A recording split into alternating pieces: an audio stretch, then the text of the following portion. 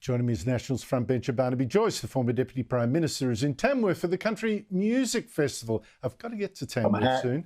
Yep. Barnaby, lovely to see. Mate, you should have put on that hat a bit earlier, maybe, I think. You got a little sun on you. Yeah, I know. I've been in the pool. That's what's done that. Is that what it is? Anthony Albanese says he now hopes this ceasefire deal is going to lower the temperature and tensions here. Do you think it will? I mean, is that the Prime Minister's job done? Well, I hope it does, but whether it does depends on what he does in communities that are inspiring hate. I'll take that gentleman up who's saying that there's an anti-Palestinian racism. Well, I haven't seen people going around spray painting Palestinian mosques or Palestinian churches with anti-Palestinian slogans. I don't see the demonstrations walking up and down the streets, screaming about Palestine. But we are seeing the sort of coalescing of a whole range of issues under the Palestinian issue and those demonstrations and that graffiti and the threat to Jewish people and the doxing of Jewish people in Australia. So it's when you say that there's not an issue with regards to anti-Semitism, you're not telling the truth. And I hope everybody hopes this issue, that the heat comes out of it. Who'd want a war? Who'd want people to be dying and children to be maimed? No one wants that. But this war was started by Hamas. Hamas invaded Israel. Hamas murdered and killed and raped and beheaded people and mutilated children and did all these terrible things. And when you invade a country and start a war, then the ramifications of the war naturally follows, as hideous as that is.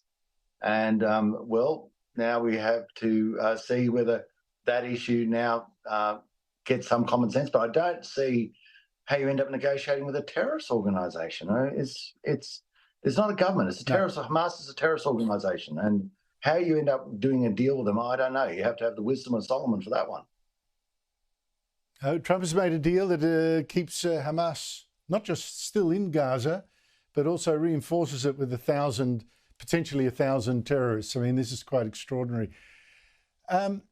Barnaby, switching it, talking about the sun. I was ticked off yesterday by another guest on Sky. Honestly, people are going to start saying, why come on Sky? Because Andrew Bolt will attack you.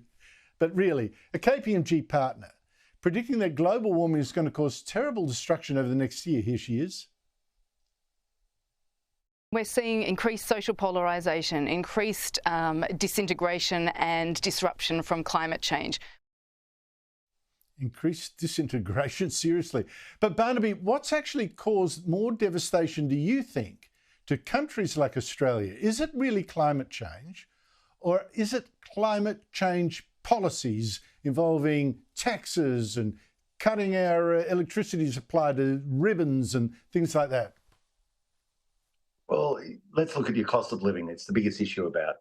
And there's a direct correlation between your cost of living basically going beyond your capacity to find the money for it. Your power bill's going through the roof. Your groceries are going up because power underpins that. There are so many issues that are connected to energy, which is what this sort of climate cult wants to get rid of. They want to get rid of the production of energy and replace it with intermittent power, which just does not work.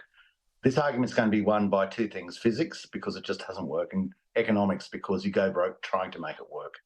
And what we're seeing with this holistic rollout of intermittence is a loss of your standard of living. You are becoming poorer. We've seen research even recently that the making of Australia poorer is now more prevalent, more evident, more profound than we have for decades in the past. And there's a direct correlation between that and intermittent power. And, you can have this argument go round and round with so many people and have this argument. And then you have to throw up your hands up and say, oh, look, you're too wise. You've got it all worked out. So just continue on with the path you're on. And you are now responsible for what happens. What happens to people, you are responsible for it. And by the way, if you don't fix the climate, if it doesn't change, of all the cyclones and bushfires that you attribute to climate change, you attribute to the production of energy, if that doesn't change, are you going to resign? Because you absolutely resigned Australia to a fate where you actually smashed our economy. And our people won't put that caveat on it, but what they want, Mr. Bowen's not going to resign if the climate doesn't change, even though he goes out and professes that this is all about changing the climate back. But, well, if it doesn't, Chris, are you going to just hand in the keys, mate? Because you buggered us.